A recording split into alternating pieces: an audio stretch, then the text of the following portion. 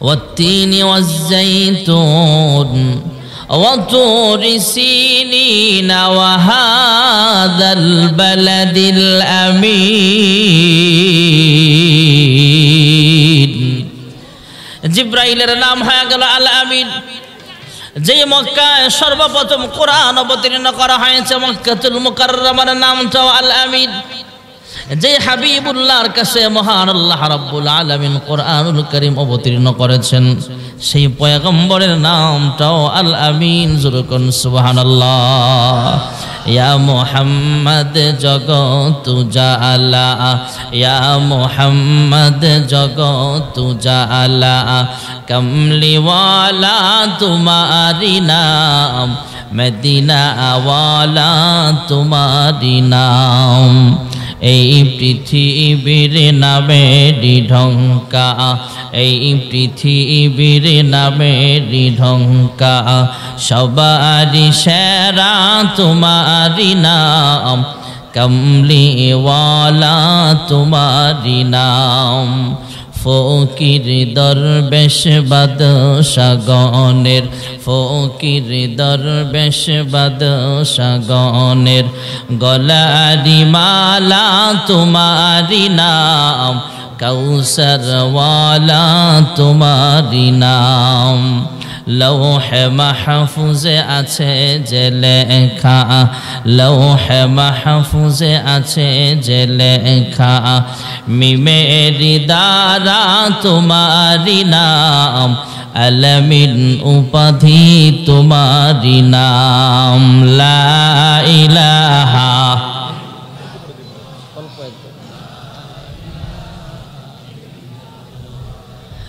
লা ইলাহা লা ইলাহা ইল্লাল্লাহ।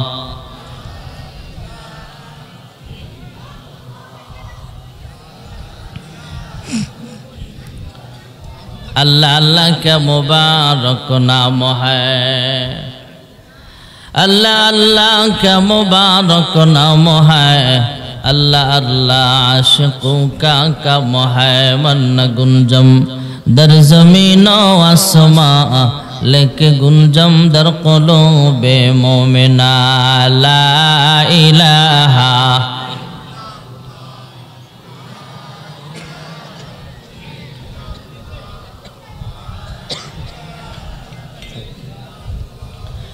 লা ইলাহা। মাইক ম্যান আছে এখানে? অফ করছেন? আওয়াজ আসছে মনে হয়, কমা রাখছেন? অফ করেন, অফ। লা ইলাহা লা ইলাহা ইল্লাল্লাহ মুহাম্মাদুর রাসূলুল্লাহ সাল্লাল্লাহু আলাইহি ওয়াসাল্লাম। আল্লাহর হাবিব রাহমাতুল লিল আলামিন আনুষ্ঠানিকভাবে কোরআনুল কারীম অবতীর্ণ হওয়া শুরু হয়ে গেছে। আনুষ্ঠানিকভাবে নবুয়ত প্রাপ্ত হওয়ার পর আল্লাহর হুকুমে ঘরোয়া পরিবেশে মানুষদেরকে কালিমার দাওয়াত দিতে লাগলেন। আল্লাহ হুকুম করেছেন ঘরোয়া পরিবেশে দাওয়াত দেওয়া শুরু হয়ে গেছে। নিজের ঘনিষ্ঠ মানুষগুলোকে আগে কালিমার দাওয়াত দিলেন। আম্মা জান খাদিজাতুল কুবরা রাদিয়াল্লাহু তাআলা আনহাকে কালিমার দাওয়াত দিলেন। উল্টা পাল্টা কোনো ইশকাল করেন নাই, প্রশ্ন করেন নাই, সহজেই কালিমা পড়ে মুসলমান হয়ে গেলে আল্লাহর হাবিব জানতে চায়, খাদিজা আমি যদি মানুষের কাছে কালিমার দাওয়াত নিয়ে যাই, মানুষ আগে নবুয়তির প্রমাণ চাইবে, প্রমাণ পাওয়ার পরে মুসলমান হবে কি না হবে সিদ্ধান্ত জানাবে। হ্যাঁ খাদিজা, তুমি কোনো প্রমাণ চাইলে না, সহজেই কালিমা পড়ে মুসলমান হয়ে গেল।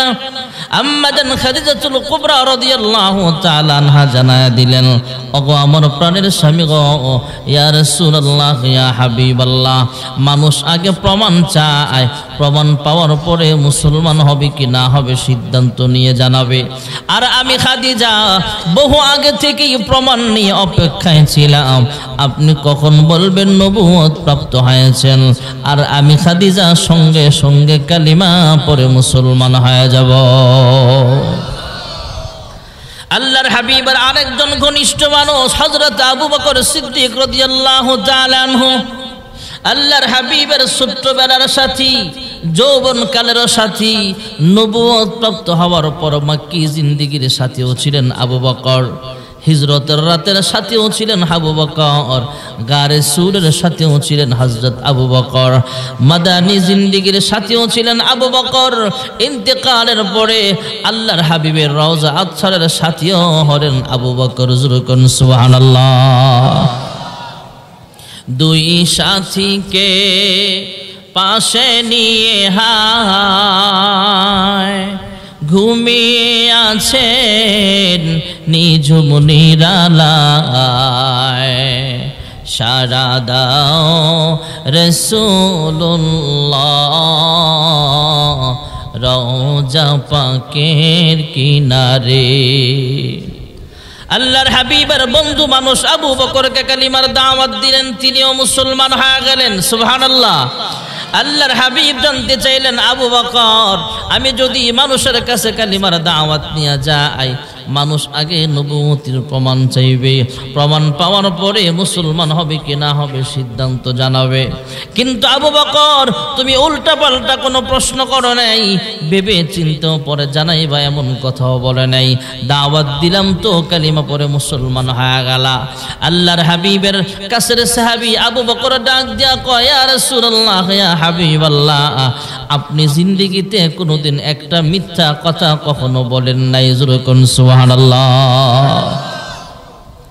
আগো আল্লাহর হাবিব, 40 বছরের ভিতরে আপনি কোনোদিন একটা মিথ্যা বলেন নাই। আমি একটু নিজে নিজে ভেবে চিন্তে দেখলাম, যার জীবনের প্রত্যেকটা কথাই সত্য, আজকে যখন বলেছেন নবুয়ত প্রাপ্ত হয়েছেন, আজকের কথাটাও সত্য। যুরকুন সুবহানাল্লাহ। যার জীবনে একটা মিথ্যা নাই, আর আমাদের জীবনে মিথ্যার অভাব নাই। ক্ষমতা পাবার আগে মনটা ভালো থাকে, পথে ঘাটে পায়ে যাকে সালামটা দেয় আগে, ক্ষমতা পেলে পরে ক্ষমতার এই জোরে এই জনতাকে সে আর চেনে না, যে কথা না বলে আমি থাকতে পারি না। ঠিক না বেঠি? শুক্রবারে মসজিদে জোতাসর ধরা খাইলি গণ ধোলাই কারে কয়? যে ল্যাংরা হেও একটা উষ্টা মারে। আর আমাদের দেশে অনেক চোর আছে, শিক্ষিত চোর, এসি রুমে বিলাসবহুল বিল্ডিং এর ভিতরে বৈশা বৈশা কলমের খোঁচায় জনগণের রক্ত আর ঘামের পয়সা চুরি করে। দুর্নীতির আখড়ায় বসে জাহির করে জ্ঞান, দুর্নীতির আখড়ায় বসে জাহির করে জ্ঞান, কলম দিয়ে কামায় টাকা আবার ধরে সাধুর ভান। ওরা শিক্ষিত শয়তান, ওরা শিক্ষিত শয়তান। ঠিক না বেঠি? আপনারা তো ভালো মানুষ, লক্ষ্মীপুরের মানুষ, নোয়াখালীর মানুষ, চাঁদপুরের মানুষ। পিছনে অনেক আওয়াজ হচ্ছে, অনেক শোরগোল হচ্ছে, এটা বলে দেন। আপনার কোন কোন এলাকায়, সব জায়গায় না, 2-4টা জায়গায় এমনও হয়ে যায়, আমাদের মাহফিলে গেলে বয়ানের আগেই এলাকার কিছু ভাইয়েরা আইসা আমাদেরকে সবক দেয়, হুজুর এভাবে ওয়াজ করবেন না, এভাবে ওয়াজ করবেন। তো যদি জিজ্ঞেস করে কেন ভাই, বা হুজুর উপর মহলের চাপ আছে। কি আছে? আরে কথা কন নাকি? কি আছে? চাপ আছে। ওনার উপরে এত চাপ যে উনি বক্তারাও ওয়াজ শিখাইতে আসছে। তা আমরাও বলি, আরে ভাই, আমরা হক কথা বললে এটা তো আমার দায়িত্ব। আমরা হক কথা বলার কারণে আমার চাকরি চলে যেতে পারে, আমি হক কথা বলার কারণে আমার জেল হতে পারে। বছরের পর বছর মাজলুম আলেমরা জেলখানায় থাকে কেন? হক কথা বলার কারণে। মাজলুম আলেমের ফাঁসির কাস্টে ঝুলতে হয় কেন? হক কথা বলার কারণে। ওলামায়ে কেরাম হক কথা বলেছে, বলেই যাবে, কাহারো চোখ রাঙ্গানিকে ভয় পায় না। ওলামায়ে কেরাম জেল জুলুম পরোয়া করে না। ওলামায়ে কেরাম ফাঁসির মঞ্চকে ভয় পায় না। হক কথা বলেছে, কিয়ামত পর্যন্ত বলেই যাবে। ঠিক না বেঠিক? কি হবে আলেম হয়ে ইমাম সেজে সমাজেতে, যদি পারো সত্য কথা উচ্চ স্বরে না বলিতে। আপনি হুজুররে ওয়াজ শিখাইতে আসছেন, আপনি মসজিদের খতিবকে ওয়াজ শিখান, আপনার উপর বহলের চাপ আছে। আরে আমি আলেম হিসেবে যদি হক কথা না বলি, আমারও তো উপরওয়ালার চাপ আছে। কি হবে আলেম হয়ে ইমাম সেজে সমাজেতে, যদি পারো সত্য কথা উচ্চ স্বরে না বলিতে। চাকরির ভয় করো যদি ছেড়ে দাও ওই না গদি, কি হবে ধোঁকা দিয়ে আল্লাহকে, কি হবে বেঁচে থেকে অযথা বিদ্যা শিখে, যদি না গড়তে পারি শোষণবিহীন সমাজটাকে, কি হবে বেঁচে থেকে। কি হবে ছাত্র সেজে চুমু খেয়ে সনদ খানা, যদি হয় বিদ্যালয়টা প্রতি তাদের আড্ডাখানা। এর চেয়ে মরাই ভালো, দেশ ছেড়ে যাওয়াই ভালো। কি হবে ধোঁকা দিয়ে বিবেকটাকে, কি হবে বেঁচে থেকে অযথা বিদ্যা শিখে, যদি না গড়তে পারি শোষণবিহীন সমাজটাকে, কি হবে বেঁচে থেকে। ঠিক না বেঠিক? কি হবে লেখালেখি কলমবাজির এই মহড়া, সমাজের আসল চিত্র যদি না যায় তুলে ধরা। যদি ওই ঘোষের বলে কলমটা উল্টো চলে, যদি ওই ঘোষের বলে কলমটা উল্টো চলে, তবে কি যাবে রোখা দুর্নীতিকে, কি হবে বেঁচে থেকে। কি হবে পুরুষ হয়ে জন্ম নিয়ে এই দেশেতে, যদি যায় ঘুরে ফিরে ক্ষমতাটা নারীর হাতে। কিবা জবাব দিবে, কিভাবে মুখ দেখাবে, কিবা জবাব দিবে, কিভাবে মুখ দেখাবে আমাদের আগামী সেই প্রজন্মকে, কি হবে বেঁচে থেকে। ঠিক না বেঠিক? হযরত আবু বকর জানায় দিলেন, ইয়া রাসূলুল্লাহ, ইয়া হাবিবাল্লাহ, আপনি 40 বছর পর্যন্ত জীবনে কোনোদিন একটা মিথ্যা কথা কোনোদিন বলেন নাই। আজকেও যখন বলেছেন নবুয়ত প্রাপ্ত হয়েছেন, আমি আবু বকর বিন্দু পরিমাণ কোনো সন্দেহ করি নাই। আমি আবু বকর বিশ্বাস করে নিলাম আপনি অবশ্যই আল্লাহর একজন পয়গম্বর। তাই আমি আবু বকর সাথে সাথে কালিমা পড়ে মুসলমান হয়ে গেলাম।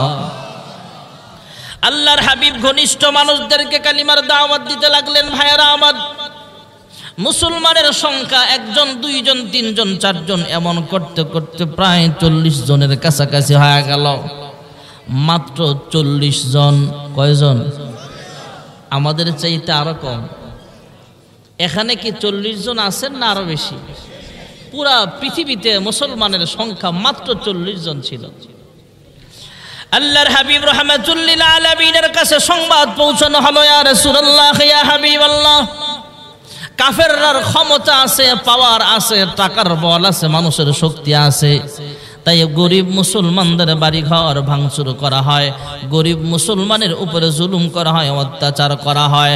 আল্লাহর হাবিব বিচ্ছিন্ন কিছু ঘটনার সংবাদ আল্লাহর হাবিবের কানে চলে আসলে আল্লাহর হাবিব আল্লাহ তাআলার কাছে দোয়া করে, আল্লাহ 2 ওমর, একজন হলো ওমর ইবনুল খাত্তাব, না হয় আবু জাহেল, এই 2 জনের একজনকে আপনি ইসলামের জন্য কবুল করে নেন। জোরে কোন সুবহানাল্লাহ।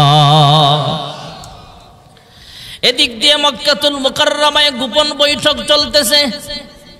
আবু জাহেলের নেতৃত্বে, আবু জাহেল হলো সভাপতি, আবু জাহেলের নেতৃত্বে কাফের নেতারা একসাথে গোপন বৈঠকে বসে আলোচনা পর্যালোচনা চলতেছে কি করা যায়, মুহাম্মদের এই মিশনকে কেমনে থামানো যায়। মুহাম্মদ ইবনে আব্দুল্লাহ নবুয়তির দাবিদার, এক আল্লাহর প্রতি মানুষকে দাওয়াত দেয়, বলে কুলু লা ইলাহা ইল্লাল্লাহ দাখালাল জান্নাহ।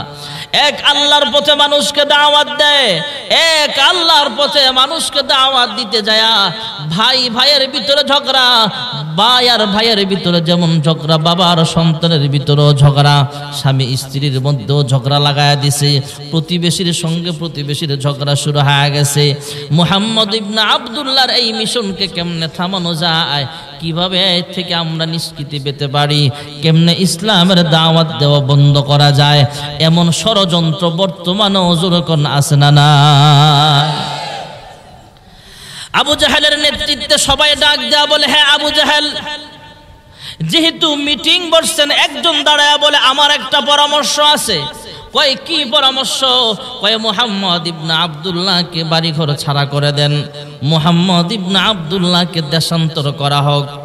আবু জাহেল যদিও মুসলমান হয় নাই, আল্লাহ রাব্বুল আলামিন আবু জাহেলের ব্রেন অনেক ভালো দিয়েছেন, পলিটিক্স ভালো বুঝতো আবু জাহেল ডাক দিয়া কয় মুহাম্মদ ইবনে আব্দুল্লাহকে যদি দেশান্তর করা হয় তাহলেও এই মিশনকে থামানো যাবে না। মুহাম্মদ এত ভালো মানুষ, সে যেই দেশে যাবে সেই দেশের মানুষ দলে দলে কালিমা পড়ে মুসলমান হয়ে যাবে। আল্লাহর হাবিবের ব্যাপারে আবু জাহেল সবাইকে জিজ্ঞেস করছে কি করা যায় আবার বলো, আর কাহারও কোনো পরামর্শ আছে কিনা সেটাও বলতে পারো। আরেকজন দাঁড়ায় বলে আমার কাছে আর একটা বুদ্ধি আছে। কয় কি বুদ্ধি? কয় মুহাম্মদ ইবনে আব্দুল্লাহকে জেলখানায় আবদ্ধ করা হোক। নাউজুবিল্লাহ কোন। আবু জাহেল তো রাজনীতি ভালো বুঝে, আবু জাহেল ডাক দিয়া কয় এখন যারা জেলখানায় আছে এরা 7 মার্ডারের আসামি, কেউ দেশের সবচেয়ে বড় সন্ত্রাসীরা জেলখানায় আছে, দেশের সবচেয়ে খারাপ মানুষগুলো জেলখানায় আছে। মুহাম্মদ ইবনে আব্দুল্লাহকে যদি জেলখানায় আবদ্ধ করা হয়, মুহাম্মদ এত ভালো মানুষ, মুহাম্মদের আখলাক দেখা জেলখানার সব খারাপ মানুষগুলো কালিমা পড়ে মুসলমান হয়ে যাবে। পরে দেখবা জেলখানার ভিতরে একটা আল্লাহু আকবারের আওয়াজ আসবে, লিল্লাহে তাকবীর, হয় না লিল্লাহে তাকবীর। দেখবা জেলখানার ভিতরে একটা আল্লাহু আকবারের স্লোগান উঠে যাবে। পরে দেখবা বিদ্রোহ করে এমন ভাবে বিদ্রোহ হয়ে যাবে, জেলের তালা ভাঙ্গা তোরে আমারে পিটায়া মক্কা থেকে তারাই বজর কোন ঠিক না বেঠি।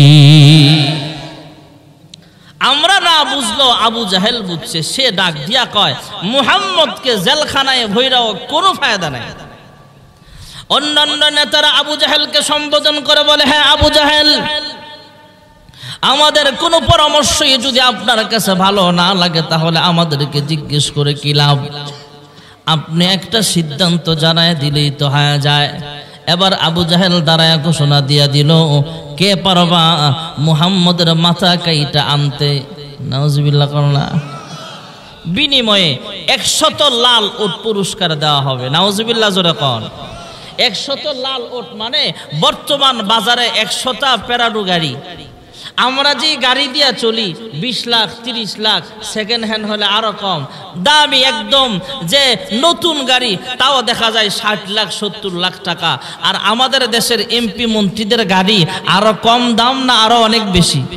বাংলাদেশের রোডে 2.5 কোটি টাকা 3 কোটি টাকার দামের গাড়িও চলে। 100টা দামি গাড়ি এক পাল্লা রাখলে যেই দাম হবে, তৎকালীন জামানায় 100টা লাল ওটের দামও ছিল তেমন। দাম কম না বেশি? আমার আল্লাহ কুদরতি আওয়াজ দিয়া কয় মাত্র 100টা গাড়ির দাম মাত্র 100 লাল উট কেন?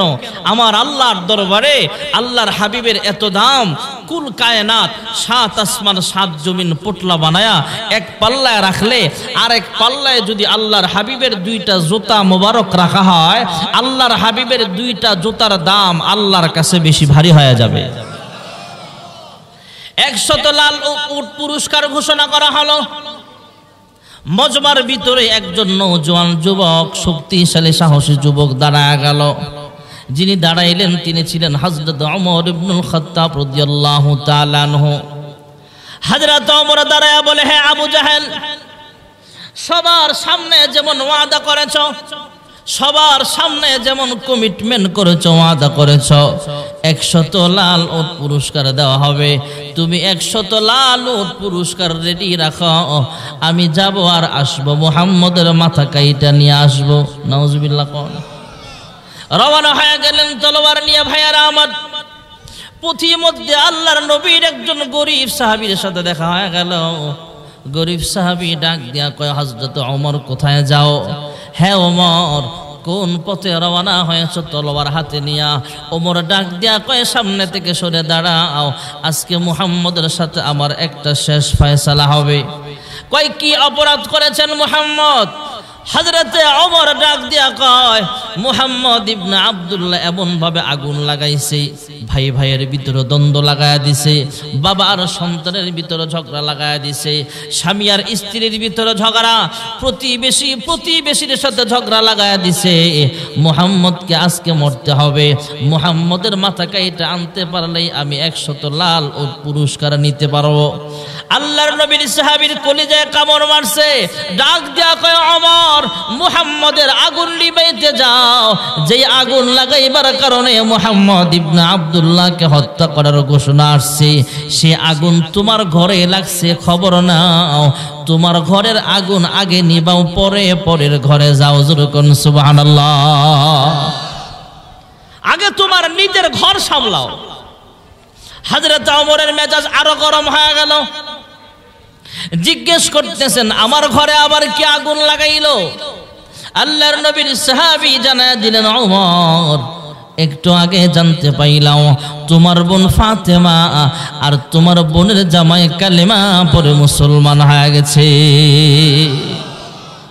ওমর মোটর সাইকেলটা ঘুরাইয়া দিছে, তথা যানবাহনটা ঘুরাইয়া ডাক দিয়া কয়, তোমার কথা যদি সত্য হয়, আজকে আমার ঘরের আগুন আগে নিবাইতে গেলাম, আমার বোন ফাতেমা আর বোনের জামাইয়ের খবর আছে, আর তোর কথা যদি মিথ্যা হয় রে, তোমার খবর আছে। গাড়িটা ঘুরাইয়া ডাক দিয়া কয়, মুহাম্মদের কাছে আমার পরে গেলেও হবে, আগে আমার ঘর সামলাই। সুবহানাল্লাহ জোরে কর। রাস্তাটা ঘুরাইয়া দিছেন কে? আরো আসছে কোন? আরে মানছে শুনলে শরম না, আরো জোরে কর। দুনিয়াতে মাকে মা কয়া ডাক দিলে মা খুশি হয়ে যায়, আব্বাকে আব্বা বলে ডাক দিলে আব্বা খুশি হয়, চেয়ারম্যানকে চেয়ারম্যান বলে ডাক দিলে খুশি হয়ে যায়। আহকামুল হাকিমিন আল্লাহ রাব্বুল আলামিন কুদরতি আওয়াজ দিয়ে জানায়া দিলেন, উদউনি আস্তাজিব লাকুম। আমি আল্লাহর দেওয়া জিহ্বাটা লড়ায়া লড়ায়া আমি আল্লাহকে যখন আল্লাহ বলে ডাক দিবি রে বান্দা, আমি আল্লাহর কুদরতি অন্তরটাও ঠান্ডা হয়ে যায়। আল্লাহ রাব্বুল আলামিন বড় আদর করে আমাদেরকে বানিয়েছেন ভাইয়েরা আমার। আল্লাহ নিজে হলেন ইঞ্জিনিয়ার। ফিরিস্তাদেরকে কয়, হ্যাঁ ফিরিস্তারা তোমরা আদমের বডি বানাও।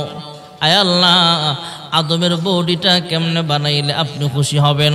আল্লাহ জানায়া দিলেন, এইভাবে তোমরা আদমের বডিটা বানাও। ফিরিস্তারা বানালেন। আয় আল্লাহ, আদমের 2টা হাত কেমনে বানাবো? এভাবে বানাও। ফিরিস্তারাও বানাইলেন। আয় আল্লাহ, আদমের 2টা পা কেমনে বানাইলে আপনি খুশি হবেন? আল্লাহ জানায়া দিলেন, এইভাবে তোমরা আদমের 2টা পা বানাও। হাত বানানো কমপ্লিট, পা বানানো কমপ্লিট, টোটাল বডি বানাইবার পর যখন চেহারা বানাইবার সময় আসলো, ফিরিস্তারা ডাক দিয়া কয়, হ্যাঁ মালিক, আদমের চেহারাটা কেমনে বানাইলে আপনি খুশি হবেন? আল্লাহ কুদরতি আওয়াজ দিয়া জানায়া দিলেন, ফিরিস্তারা রে, আমার মুহাব্বতের মাখলুক আদম তথা মানুষের চেহারা তোমরা বানাইলে হবে না, আমি আল্লাহ নিজ কুদরতি হাত দিয়া আদমের চেহারাটা বানাবো। মহান আল্লাহ রাব্বুল আলামিন কুদরতি হাত দিয়া ডইলা আদমের চেহারাটা বানালেন। এবার 4টা দামি জিনিসের কসম খেয়ে মহান আল্লাহ তাআলা জানায়া দিলেন, লাকাদ খালাকনাল ইনসানা ফি আহসানি তাকওয়িম। আমি আল্লাহ সবচেয়ে সুন্দর করে মানুষ বানাইছি। জোরে কোন সুবহানাল্লাহ। দুনিয়াতে মাকে মা কয়া ডাক দিলে মা খুশি হয়ে যায়, আব্বাকে আব্বা বলে ডাক দিলে আব্বা খুশি হয়, চেয়ারম্যানকে চেয়ারম্যান বলে ডাক দিলে চেয়ারম্যান খুশি হয়ে যায়, মেম্বার সাহেবকে মেম্বার সাহেব বলে ডাক দিলে খুশি হয়। আমার আল্লাহ ডাক দেয়া কয়, বান্দা আমি আল্লাহ দেওয়া জিহ্বাটা লড়ায়া আমি আল্লাহকে যখন ডাক দিবা, আমি আল্লাহকে ডাক দিবা একবার, আমি আল্লাহর সঙ্গে সঙ্গে 70 বার তোমার ডাকের জবাব দিয়ে দিব।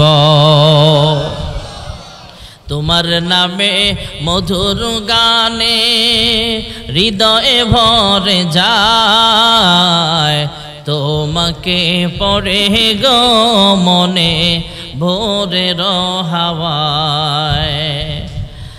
আজানে আজানে কাঁপে সুরের মিনার,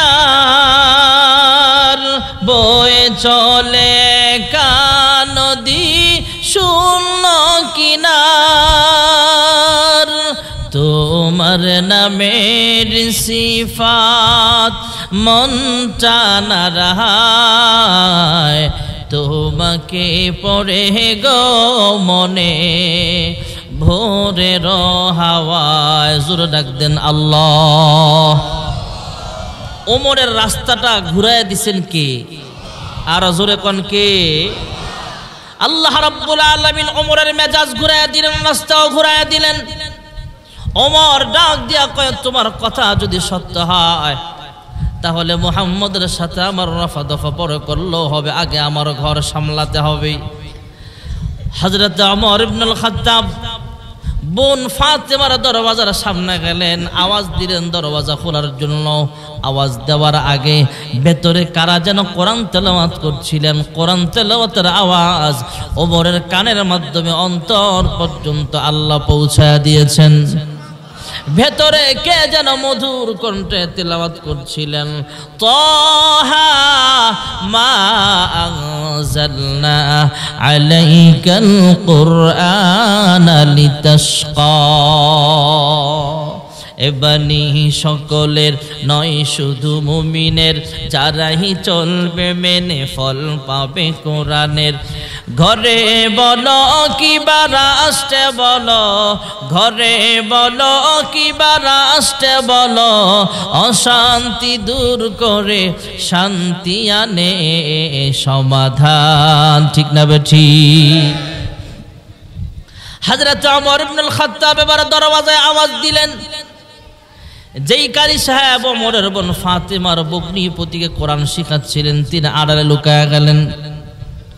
দরওয়াজা খুললেন, বোনের জামাই ভগ্নিপতি ওনাকে চর থাপ্পড় মারতে শুরু করে দিয়েছে। ওমর এভাবে কালার ধরে ঘুষা মারে আর ধমকের সাথে বলে, তোমরা কোন সাহসে আমার অনুমতি ছাড়া কেন মুসলমান হইলা? এবার বোন ফাতেমা সামনে আইসা কয়, হে ভাই ওমর, আমার ভাই হইয়া আমার স্বামীর গায়ে আঘাত করবা, এটা কিন্তু আমি ফাতেমা বরদাস্ত করব না। হযরত ওমরের মেজাজ আরো গরম হয়ে গেল। বোন ফাতেমার উপরেও চড়াও হলেন তথা তলোয়ারের উল্টা পিঠ দ্বারা আঘাত করে চর থাপ্পড় মারে আর ধমক দিয়া কয়, আমি ওমর, আমার অনুমতি ছাড়া তোমরা কেন মুসলমান হইলা? বোন ফাতেমা ডাক দিয়া কয়, ভাই ওমর, মুসলমান হওয়ার জন্য কারো কোনো অনুমতির প্রয়োজন হয় না। আল্লাহ যাকে কবুল করবে সেই তো কালিমা পড়ে মুসলমান হয়ে যাবে। আঘাতের পর আঘাত সইতে না পাইরা রক্তাক্ত চেহারা নিয়া বোন ফাতেমা ডাক দিয়া কয়, হ্যাঁ ভাই ওমর, তুমি যেই মায়ের সন্তান আমিও কিন্তু সেই মায়ের সন্তান। তুমি যেই মায়ের দুধ পান করেছো আমিও কিন্তু সেই মায়ের দুধ পান করেছি। হে ভাই ওমর, আমাকে মারতে মারতে আমার শরীরের সব রক্ত ঝরায় ফেলতে পারবা, আমার দেহ থেকে আমার রূহ আলাদা করে দিতে পারবা। আল্লাহর কসম করে বলি রে ভাই, এক মুহূর্তের জন্য কালেমা ছাড়তে আমি রাজি হব না। আল কোরআনের সৈনিক আমি, নেই কো পরাজয়, এক আল্লাহর গোলাম আমি, এই তো পরিচয় আমার, এই তো পরিচয়। এই পৃথিবীর সবই নকল, এই পৃথিবীর সবই নকল, আসল কিছু নয়, এক আল্লাহর গোলাম আমি, এই তো পরিচয় আমার, এই তো পরিচয়। ঠিক না বেঠিক? কোরআন হাদিসে শাসনতন্ত্র, রাসূল আমার নেতা, উৎসাহ মোর চির অম্লান, ইতিহাস বীরগাথা, এক আল্লাহ ছাড়া আমার দিলে, এক আল্লাহ ছাড়া আমার দিলে নেই কোনো ভয়, এক আল্লাহর গোলাম আমি, এই তো পরিচয় আমার, এই তো পরিচয়। আল কোরআনের সৈনিক আমি, নেই কো পরাজয়, এক আল্লাহর গোলাম আমি, এই তো পরিচয় আমার, এই তো পরিচয়। ঠিক না বেঠিক? ভাই বড় ধন রক্তের বাঁধন, যদিও পৃথক হয় বিভিন্ন কারণ। হযরত ওমর ইবনুল খাত্তাব ওনার বোন ফাতেমা রক্ত মাখা চেহারা নিয়ে যখন কথাগুলো বললেন, দিলটা আরো নরম হয়ে গেছে। হযরত ওমর এক পর্যায়ে ডাক দিয়া কয়, হে বোন ফাতেমা, তেলাওয়াতের শব্দ পেয়েছিলাম, আমার কাছে বড় ভালো লাগছে, জোরে করুন সুবহানাল্লাহ। আমার গুসার কারণে, রাগের কারণে তোমাদের গায়ে আঘাত করেছি, তোমরা আমাকে ক্ষমা করে দাও। আর আমি বাহির থেকে তোমাদের যে তেলাওয়াতের শব্দ শুনেছিলাম, আমাকেও একটু তেলাওয়াত করার সুযোগ করে দাও। আর জোরে কর। হযরত ওমরের বোন ফাতেমা ডাক দিয়া কয়, হ্যাঁ ভাই ওমর, এই মুহূর্তে তোমাকে কালিমা পড়ে মুসলমান হওয়া লাগবে। গোসল করালেন, ওযু করালেন, আল্লাহর হাবিবের দরবারে নিয়ে গেলেন। প্রতিমধ্যে আরো কয়েকজন সাহাবীও একসাথে হলেন। এদিক দিয়ে যে কারি সাহেব আড়ালে লুকিয়েছিলেন, তিনিও বের হয়ে আসলেন। কারি সাহেব সহ মোট 4 জন, ওমর, কারি সাহেব, ওমরের বোন ফাতেমা আর বোনের জামাই, এই 4 জন রওনা হলেন। প্রতিমধ্যে আরো কয়েকজন সাহাবীও একসাথে হলেন। একজন ডাক দেয়া কয়, হ্যাঁ ওমর, তোমার চেহারা দেখা, তোমার ভাব দেখা মনে হয় আল্লাহর হাবিব রাহমাতুল্লিল আলামিন গত রাতেই তো দোয়া করেছেন, আয় আল্লাহ, 2 ওমরের 1 ওমরকে ইসলামের জন্য কবুল করে নাও। আল্লাহ তাআলা মনে হয় তোমার ব্যাপারে দোয়াটা কবুল করেছে, জোরে করুন সুবহানাল্লাহ। হযরত ওমর ইবনুল খাত্তাব রাদিয়াল্লাহু তাআলা আনহু রওনা হলেন। প্রতিমধ্যে কয়েকজন সাহাবীও একসাথে হলেন। আল্লাহর হাবিব সাহাবা পাহাড়ে বসা ছিলেন, সাথে কয়েকজন বডিগার্ড হিসেবে সাহাবায়ে কেরামও ছিলেন। একজন ডাক দিয়া কয়, ইয়া রাসূলুল্লাহ, ইয়া হাবিবাল্লাহ, ওমর আসতেছে আপনার কাছে। ওমরকে দেখে ভয় পাবার কোনো কারণ নাই। ওমর আয়েশা যদি কোনো উল্টা পাল্টা আচরণ করে, ওমরের মোকাবেলায় আমি একাই যথেষ্ট, জোরে করুন সুবহানাল্লাহ। আল্লাহর হাবিব রাহমাতুল্লিল আলামিনের কাছে আসলে আল্লাহর হাবিব আবার দাওয়াত দিলেন।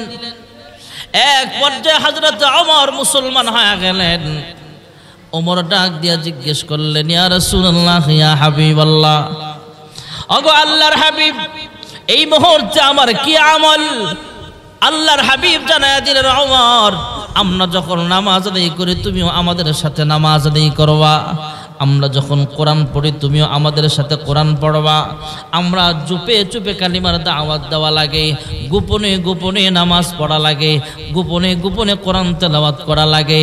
এখনো মুসলমানের সংখ্যা মাত্র 40 জন। মুসলমানের সংখ্যা অনেক কম থাকার কারণে মুসলমানদের গরিব সাহাবীদের উপরে জুলুম করা হয়, অত্যাচার করা হয়। তাই আমরা গোপনে গোপনে কালিমার দাওয়াত দেওয়া লাগে। অনেক মুসলমান এখনো প্রকাশ্যে বলতে পারে না যে আমি একজন মুসলমান। মুসলমানদের হালাত বড় বড় কঠিন। মুসলমানরা প্রকাশ্যে কালিমার দাওয়াত সময় এখনো হয় নাই। আল্লাহর হাবিব রাহমাতুল্লিল আলামিন বললেন, ওমর, আমরা যখন নামাজ পড়ব তুমিও আমাদের সাথে নামাজ আদায় করবা। আমরা যখন কোরআন পড়ব তুমিও আমাদের সাথে কোরআন পড়বা। আমরা যখন দাওয়াতের কাজ করব তুমিও আমাদের সাথে দাওয়াতের কাজ করবা। হযরত ওমর জানায়া দিলেন, ইয়া রাসূলুল্লাহ, ইয়া হাবিবাল্লাহ, ওগো আল্লাহর হাবিব, আমি ওমর মুসলমান হওয়ার পরও যদি এইভাবে গোপনে গোপনে কালিমার দাওয়াত দেওয়া লাগে তাহলে আমি মুসলমান হয়ে আর কি লাভ হলো? চলেন মক্কাতুল মুকাররমায় আযান হবে, আপনার ইমামতিতে আমরা নামাজ আদায় করব। কেউ যদি বাধা দিতে আসে আমি ওমর একাই তাদের বিরুদ্ধে যথেষ্ট, জোরে করুন সুবহানাল্লাহ। মুসলমানের শক্তি ওমর মুসলমান হওয়ার পরে আল্লাহ বাড়ায়া দিছে। এখন প্রকাশ্যে দাওয়াত চলতেছে, প্রকাশ্যে আজান চলতেছে, এখনো চলতেছে, কিয়ামত পর্যন্ত চলবে। ঠিক না ঠিক? জোরে কর। আল্লাহর হাবিব রাহমাতুল্লিল আলামিন কালিমার দাওয়াত দেন, বিভিন্ন সমস্যার সম্মুখীন হন। আল্লাহর হাবিব যেমন নবী ছিলেন তেমন একজন যোগ্য পিতাও ছিলেন। আমাদের যাদের ছেলে আছে, মেয়ে আছে, আমরা একজন যোগ্য বাবা। আল্লাহর হাবিব একজন যোগ্য পিতা ছিলেন। আল্লাহ ছেলেও দিছেন, মেয়েও দিছেন। তবে মেয়েগুলোর হায়াত লম্বা আর ছেলেগুলো আল্লাহ ছোট সময় নিয়ে গেছেন। আল্লাহর হাবিবের সম্মান কমাইবার জন্য নয়, বরং বাড়াইবার জন্য। জোরে কোন সুবহানাল্লাহ। মা কানা মুহাম্মাদ মুহাম্মাদুন আবা আহাদিম মির রিজালিকুম ওয়ালাকিন রাসূলুল্লাহি ওয়া খাতামান নাবিয়্যিন ওয়া কানা আল্লাহু বিকুল্লি শাইইন আলিমা। আল্লাহর হাবিব রাহমাতুল লিল আলামিনের ব্যাপারে আল্লাহ তাআলা বলেন, আমি আপনাকে কোনো পুরুষের বাবা বানাই নাই, কারণ আপনাকে আমি আল্লাহ খাতামুন নবিয়্যিন বানাইলাম। সুবহানাল্লাহ। যখন রাহমাতুল লিল আলামিন হাফিজিয়া মাদ্রাসা, এটা আল্লাহর হাবিব রাহমাতুল লিল আলামিন হলেন পৃথিবীর সর্বশেষ নবী, শ্রেষ্ঠ নবী। সুবহানাল্লাহ। আমার নবীর পরে কেউ নবী দাবি করলে সে কি নবী না ভণ্ড? আল্লাহর হাবিবের ছেলেগুলো ছোট সময় নিয়ে যাওয়ার পিছনে অনেক কারণ। কষ্ট হচ্ছে নাকি আপনাদের? এর মধ্যে একটা কারণ হলো হযরত ইব্রাহিম আলাইহিস সালাম নিজে নবী। ইব্রাহিম আলাইহিস সালামের ছেলে ইসমাইল যাবিহুল্লাহ তিনিও নবী। নিজে নবী, ছেলে নবী হওয়ার পরে বাবার সম্মান কমছে না বাড়ছে? এখন ইব্রাহিম নবীর সম্মানের মর্যাদার সমপরিমাণ মর্যাদা যদি আমার নবীকে দেয় আল্লাহ তাআলা, তাহলেও ইব্রাহিম আলাইহিস সালামের সন্তানকে যেমন নবী প্রতিদান করেছেন, আমার হাবিবের, আল্লাহর হাবিবের মুহাম্মদ ইবনে আব্দুল্লাহ মুহাম্মদুর রাসূলুল্লাহ সাল্লাল্লাহু আলাইহি ওয়াসাল্লামের ছেলেও যদি বড় হয়, ইব্রাহিম নবীর সম্মানের সমমান করতে গেলেও ওনার সন্তানকে নবুয়তি দেওয়া লাগে। আরে নবুয়তি দেওয়া লাগবো কা? কিছু মানুষ তো এমনি নবী মানত। এর প্রমাণ বর্তমান কাদিয়ানি। বর্তমান কাদিয়ানি যারা, এরা যাকে নবী মানতে চায়, নাউজুবিল্লাহ কোন, এর নাম হলো গোলাম আহমদ। আমরা বলি গোলাম শয়তান কাদিয়ানি। ঠিক না বে? ঠিক জোরে কোন। এর 100 কানা। কানা মানুষ আল্লাহ বানাইছে, তবে কোন কানা মানুষকে আল্লাহ নবী বানায় নাই। আতুরা ল্যাংড়া 100 নাই এমন মানুষকে আল্লাহ নবুয়তি দেয় নাই। আল্লাহ বানাইছে তাকে, ঠিক আছে, কিন্তু এমন কোন মানুষকে আল্লাহ নবুয়তি প্রদান করে নাই। যত পয়গম্বর আল্লাহ নবুয়তি দান করেছেন, প্রত্যেক নবী ওই জামানার সবচেয়ে স্মার্ট, সবচেয়ে সুন্দর চেহারাওয়ালা। সুবহানাল্লাহ। এই কাদিয়ানীরা 100 কানা গোলাম আহমদ কাদিয়ানী এরই নবী মানতে চায়। আর নবীর ছেলে পাইলে ওরা কি করবে? এই জন্য আল্লাহ রাব্বুল আলামিন আল্লাহর হাবিবের সম্মান কমাইবার জন্য নয়, বরং বাড়াইবার জন্য ছেলেগুলো ছোট অবস্থাতেই আল্লাহ নিয়ে যায়। আল্লাহর হাবিবের একটা ছেলে আনা, আল্লাহর হাবিবের একজন সন্তান কাসেম ছিল তার নাম। আরো ছেলে হয়েছে 1.5 থেকে 2 বছর, 1 বছর 2 বছরের মাথায় সন্তানগুলো মারা যায়। মারা যাওয়ার পর কাফেররা ক্রিটিসাইজ করে, ঠাট্টা বিদ্রুপ করে, হারে মুহাম্মদ ইবনে আব্দুল্লাহর ছেলে নাই, ছোট্ট অবস্থাতেই মারা যায়, মুহাম্মদের নাম নেওয়ার মতো কেউ নাই। নাউজুবিল্লাহ কোন, আরো জোরে কোন নাউজুবিল্লাহ। গ্রামের মানুষ দেখবেন কিছু লোক আছে, মানুষ কাহারো ছেলে দেয় আল্লাহ, মেয়ে দেয় আল্লাহ। আমি এখানে আসার পরে এক মুরব্বিরে জিজ্ঞেস করলাম যে আপনার ছেলে মেয়ে কয়জন? ওনারা আল্লাহ ছেলেও দিছে, মেয়েও দিছে। আল্লাহ দিছে নিয়ামত। আল মাল ওয়াল বানুন জিনাতুল হায়াতিদ দুনিয়া। দুনিয়ার সৌন্দর্য হলো সম্পদ আর সন্তান, এগুলো দুনিয়ার সৌন্দর্য। সন্তান দেওয়ার মালিক কে? আরো আস্তে কোন কে? আমাদের সমাজের কিছু ভাইয়ারা বাবার কাছে গিয়া সন্তান চায়। আপনারে কি দিব? অনেক বাবার তো নিজেরই সন্তান নাই, আবার গানও গায়, একটা সন্তান দে রে বাবা, একটা সন্তান দে। নাউজুবিল্লাহ কর। এই কথা না বইলা একটু আপডেট করে বললেই তো হয়, একটা সন্তান দে রে আল্লাহ, একটা সন্তান দে। ঠিক না বেঠি? ছেলেও দে আল্লাহ, মেয়েও দে আল্লাহ। আল্লাহর হাবিবের মেয়েও দিছেন, ছেলেও দিছেন। ছেলেগুলো মারা গেছে কেন? সম্মান কমাইবার জন্য নয়, বাড়াইবার জন্য। কিন্তু যেহেতু ছেলে মারা যায়, কাফেররা ক্রিটিসাইজ করে। গ্রামের কিছু মানুষ দেখবেন ছেলে বেশি দেখা অহংকার করে, কাহারও ছেলে না থাকলে তার বিরুদ্ধে সমালোচনা করে। হেতো একটা আটকুরা, আকাইম না, এর ফোলা নাই, এর বংশ প্রদীপ জ্বালাইবার কেউ নাই, আরে হ্যাঁ মরলে তার মাটি দেওয়ার কেউ নাই, এমন উল্টা পাল্টা কইন না সমাজে কিছু মানুষ আছে না নাই? এগুলো কখনো বলবেন না। ছেলে দিছেন আল্লাহ, মেয়ে দিছেন আল্লাহ, ছেলের সম্মান আছে, আল্লাহ মেয়েকেও সম্মান কম দেয় নাই। আল্লাহর হাবিব বলেন আমিও মেয়ের বাপ, কাহারও যদি একটা মেয়ে হয় সে যেন একটা জান্নাতের মালিক হয়েছে। দুইটা ছেলে হলে দুইটা জান্নাত, অসুবিধা কোথায়? মেয়ের দামও আছে, মেয়েটাকে লেখাপড়া করান, কোরআন সুন্নাহ শিক্ষা দেন, পর্দা নিশিন বানান, আবেদা বানান, সলেহা বানান, ভালো নেককার পাত্রর কাছে বিবাহ দেন, তাহলে আপনি মেয়েও পাইলেন, মেয়ের জামাইও পাইলেন। ঠিক না বেঠিক? জোরে কোন। আল্লাহর হাবিবের ছেলেগুলো ছোট্ট অবস্থাতে মারা যায়। আমাদের গ্রামের ভাষায় যাকে বলা হয় আটখুরা, আরবিতে তাকে বলা হয় আফতার। আল্লাহর হাবিবকে আফতার বলে গালি দেয়। মহান আল্লাহ রাব্বুল আলামিন আল্লাহর হাবিবের মন বুঝতে পারছে। আল্লাহর হাবিবের ছোট্ট সন্তানটা মারা গেছে। যার ছেলে মেয়ে মারা যায়, সন্তান মারা যায়, সেই জানে বাবার মনে কত কষ্ট। বাবার মনে কষ্ট যেরকম আছে না নাই?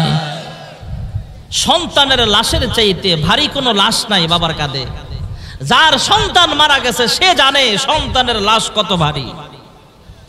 আল্লাহর হাবিব রাহমাতুল লিল আলামিনের মন ভীষণ খারাপ। 1.5 বছর 2 বছরের ছেলেটা মারা গেল, তাই মনটা এমনিতেই খারাপ, মনের ভিতরে অনেক শোক। আবার কাফেররা আল্লাহর হাবিবকে শোনায় শোনায় কয়, মুহাম্মদ একটা আফতার, মুহাম্মদের বংশে প্রদীপ জ্বালাইবার মতো কেউ নাই, মুহাম্মদের ভবিষ্যৎ প্রজন্ম বলতে কেউ থাকবে না, মুহাম্মদের বংশে প্রদীপ জ্বালাইবার মতো কেউ নাই, মুহাম্মদের নাম নেওয়ার মতো কেউ নাই।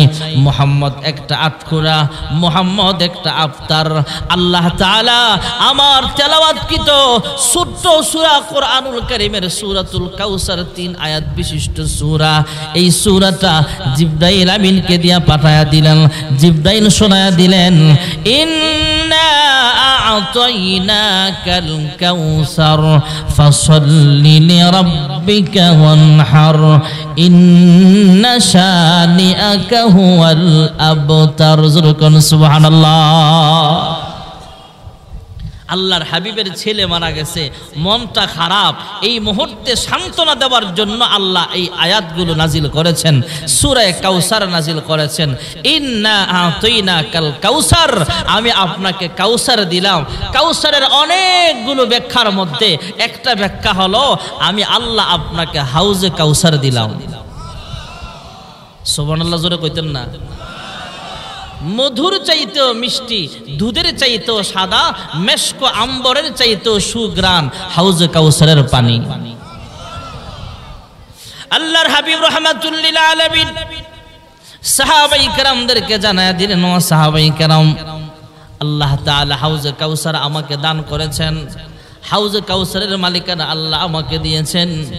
সাহাবায়ে কেরাম জিজ্ঞেস করলেন, ইয়া রাসূলুল্লাহ, ইয়া হাবিবাল্লাহ, হাউজে কাউসারের অনেক নিয়ামত বুঝলাম, হাসরের মাঠে আপনি পানি পান করাইবেন এটাও বললেন, শুনলাম, তবে হাউজে কাউসারের হাউসটা তো জান্নাতের ভিতরে থাকবে, হাসরের মাঠের মানুষগুলোকে আপনি পানি পান করাইবেন কিভাবে? আল্লাহর হাবিব জানায়া দিলেন, ও সাহাবায়ে কেরাম, জান্নাতের হাউজে কাউসারের পানি থেকে 2টা নদী, 2টা নালা চালু করে দেওয়া হবে। জান্নাতের ভিতর থেকে হাসরের মাঠে একটা হাউস থাকবে, এখানে আয়েশা পানিগুলো একত্রিত হবে, সেখান থেকে তোমাদেরকে পানি পান করানো হবে। আল্লাহর নবীর সাহাবায়ে কেরাম জিজ্ঞেস করলেন, ইয়া রাসূলুল্লাহ, ইয়া হাবিবাল্লাহ, হাউজে কাউসারের পানিকে আপনি একাই পানি পান করাইবেন নাকি আপনার সহযোগীও থাকবে? আল্লাহর হাবিব বলেন, হ্যাঁ, 3 প্রকারের মানুষ আমার সহযোগিতা করবে। জোরে কোন সুবহানাল্লাহ। قال رسول الله صلى الله عليه وسلم يشفع يوم القيامة 3 الأنبياء ثم العلماء ثم الشهداء أو كما قال النبي عليه الصلاة والسلام। আল্লাহর হাবিব বলেন, 3 প্রকারের মানুষ আল্লাহর আদালতে আল্লাহর সামনে দাঁড়ায়া ওকালতি করার অনুমতি পাবে। জোরে কোন সুবহানাল্লাহ। লা ইলাহা, লা ইলাহা, লাগবে না পরে,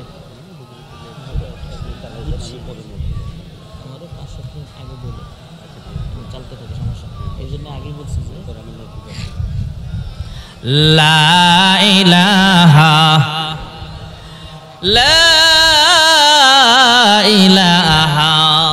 ইল্লাল্লাহু মুহাম্মাদুর রাসূলুল্লাহ সাল্লাল্লাহু আলাইহি ওয়াসাল্লাম। তিন প্রকারের মানুষ আল্লাহর সামনে দাঁড়ায় ওকালতি করবে। ইয়াশফাউ ইয়াউমাল কিয়ামাতি সালাসাতুন আল আম্বিয়া, এক নম্বরের উকিল হবে আদম থেকে নিয়া আমার নবী পর্যন্ত লক্ষাধিক নবী রাসূল পয়গম্বর আল্লাহর সামনে দাঁড়ায়া ওকালতি করার অনুমতি পাবে। সুবহানাল্লাহ। দ্বিতীয় নম্বরের উকিল সুম্মাল উলামা, মসজিদের ইমাম সাহেব, মাদ্রাসার মুহতামিম সাহেব, মুফতি ইব্রাহিম খলিল ভানি সাহেব, এই সমস্ত ওলামাই কেরাম আল্লাহর সামনে দাঁড়ায়া ওকালতি করার অনুমতি পাবে। সুবহানাল্লাহ জোরে কইতেন না? বুঝে আসে না আমাদের কম দামি বেতন, আমরা মাসে 50,000 টাকা কামাই করেও আমাদের সংসার চালাইতে হিমশিম খাই, আর মসজিদের ইমাম সাহেব 10,000 টাকা বেতন, আমার চাইতে আল্লাহ তারা আরো ভালো চালায়। এমন আছে না নাই? কারণ ওনারা ওয়ারাসাতুল আম্বিয়া, ওরা হাসরের ময়দানের উকিল। ওনার ঘরে চাউল না থাকলে আপনার কাছে খুঁজবে না, তাহাজ্জুদ পইরা আল্লাহর কাছে চায়। ঠিক না বে ঠিক? জোরে কর। এক আদালতে একটা মামলা আসছে। মামলাটা হলো একজন মাদ্রাসার শিক্ষকের নামে। মাদ্রাসার শিক্ষক হঠাৎ রাস্তা থেকে ধইরা পুলিশ লয়ে গেছে থানায়। মুহতামিম সাহেব দৌড়া থানায় গেছে, স্যার আমার মাদ্রাসার উস্তাদ শিক্ষক নিরপরাধ, ওনার কোনো অপরাধ নাই, আপনারা সন্দেহজনকভাবে অ্যারেস্ট করেছেন, ছেড়ে দেন। উনি বলতেছে মামলা তো আদালতে চলে গেছে, আপনি কিছু করার থাকলে আদালতে যান। জেলা আদালতে তিনি চলে গেলেন, যাইয়া কয় স্যার জজ সাহেব বিচার আরম্ভ হয়ে গেছে অলরেডি। বলে স্যার আমার মাদ্রাসার শিক্ষক নির্দোষ, আমাদের দেশের জেলখানাগুলোতে যাইয়া দেখবেন অসংখ্য মানুষ নিরপরাধ মিথ্যা মামলায় আসামি। এমন আছে না নাই? অনেক মানুষ, অনেক বুজুর্গ মানুষ আছে জেলখানায় তাহাজ্জুদ পড়ে আল্লাহওয়ালা, কেউ ওনার পক্ষে, আমরা তো 2-4 জনের নাম জানি যারা খুব ভাইরাল, অসংখ্য ইমাম, অনেক আলেম, অনেক পাবলিক, অনেক মুসল্লি নিরপরাধ জেলখানায় আছে, তারা ছুটাইবার মতো কেউ নাই। নিরপরাধ অপরাধীর চাইতে নিরপরাধ মানুষের সংখ্যা জেলখানায় কম না। আজকের মাহফিলের যিনি মাওলানা আব্দুর রহিম আল মাদানী সাহেব, 2019 সালে সম্ভবত আমি একবার যশোর গেলাম, যশোর থেকে বিমানে আসব, তখন আপনার পদ্মা সেতু হয় নাই, বিমানে ফ্লাইট আমাদের বেশি হতো ওই রোডে। তো ওখান থেকে আসার পথে এয়ারপোর্টে ঢুকলাম, জুমার দিন সকালে ঢাকা আসতে হবে, জুমা পড়ব ঢাকায়। তো আব্দুর রহিম আল মাদানী সাহেব উনিও এয়ারপোর্টে দেখা, একই ফ্লাইটে ঢাকা আসব। তখন তিনি বললেন ভাই মাত্র গতকাল না পরশুদিন মাত্র জেলখানা থেকে বের হলাম, আইসে এখন খুলনায় প্রোগ্রাম করলাম, এখন আবার ঢাকা যাচ্ছি। ঢাকা থেকে জমা পড়ায়া, গাজীপুর জমা পড়াতেন তখন ভোটবাজার, ওখান থেকে জমা পড়ায় আবার বিমানে যশোর হয়ে আবার খুলনায় মাহফিল করতে হবে আজকে। তো উনি যে জেল খাটলেন, জিজ্ঞাসা করলাম কি অপরাধ? সন্দেহজনক, কোনো অপরাধ নাই। এমন হাজারো আলেম জেলখানায় আছে নিরপরাধ, আছে না নাই? বছরের পর জেল খাটছে, 2-4 জনকে আমরা চিনি, বাকিদেরকে আমরা তো চিনি না অনেকে। মুহতামিম সাহেব যায় বলে হুজুর আপনি আদালতে দাঁড়াইছেন, ঠিক আছে আমি দেখতেছি কি করা যায়, আপনি ভয় পাইয়েন না।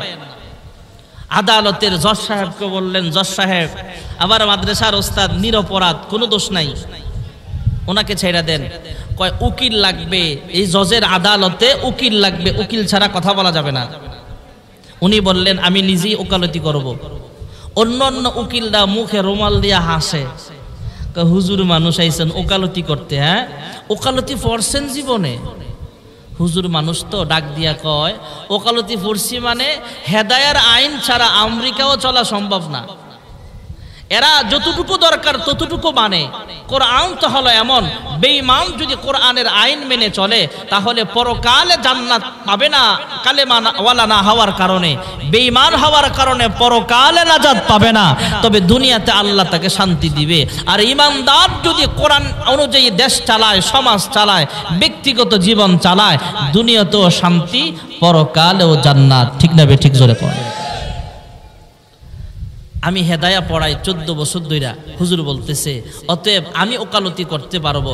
অ্যাসিস্ট্যান্ট উকিলরা ডাক দিয়া কয়, জজ সাহেব যদি সময় দেনও একটু কমায়া দিয়েন, অপরাধ করে থাকলে হ্যাঁ, না করে থাকলে না, সময় যদি বেশি দেন, হুজুর মানুষ তো কাইন্দে কাইতে একটা লম্বা মুনাজাত দিব, তখন দেখবেন আপনার দিলও নরম হয়ে যাবে, তখন আসামি এমনি এমনি ছেড়ে দিবেন, ঝামেলা আছে, সময় কম দিয়েন। হুজুর ডাক দিয়া কয়, জজ সাহেব সময় দিলে একটু বাড়ায়া দিয়েন, এক কথায় কোনো প্রশ্নের জবাব দেওয়া যায় না, অপরাধ করে থাকলে হ্যাঁ, না করে থাকলে না, এই কথায় জবাব দেওয়া যাবে না, আরো ঝামেলা আছে, সময় দিলে একটু বাড়ায়া দিয়েন। উকিলটা ডাক দিয়া কয়, হুজুর মানুষ এই জন্যই বলছিলাম আপনি ওকালতি করতে পারবেন না। হুজুর কয়, আপনি পারবেননি এক কথা জবাব দিতে? ঠিক আছে, আপনি কি প্রশ্ন করবেন করেন। এবার হুজুর ডাক দেয়া কয়, রেডি হন প্রশ্নের জবাব দেওয়ার জন্য? কয় ঠিক আছে আমি রেডি, আপনি প্রশ্ন করেন। এবার হুজুরে প্রশ্ন করে, আপনারা কি ঘুমাইতেছেন নাকি?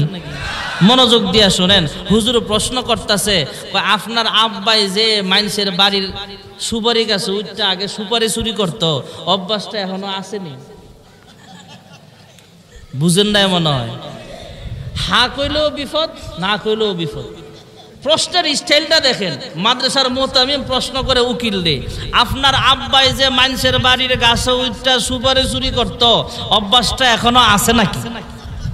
যদি হাও কয় বিপদ, না কইলেও। এই সিস্টের উকিলটা ডাক দেওয়া বলে, এতক্ষণ তো আলেম সাহেবকে অনেক ক্রিটিসাইজমূলক কথাবার্তা বলেছেন, এখন নিজেই তো প্রশ্নের জবাব দিতে পারছেন না। আলেম ভরা মজলিস আপনাকে যে প্রশ্ন করেছে, আপনি হা বলেন না, নাও বলেন না, আবার চোখের পানি ফেলে কান্দেন কেন? হ্যাঁ উকিল সাহেব, আমরা বুঝতে পেরেছি হা বললেও বিপদ, না বললেও বিপদ।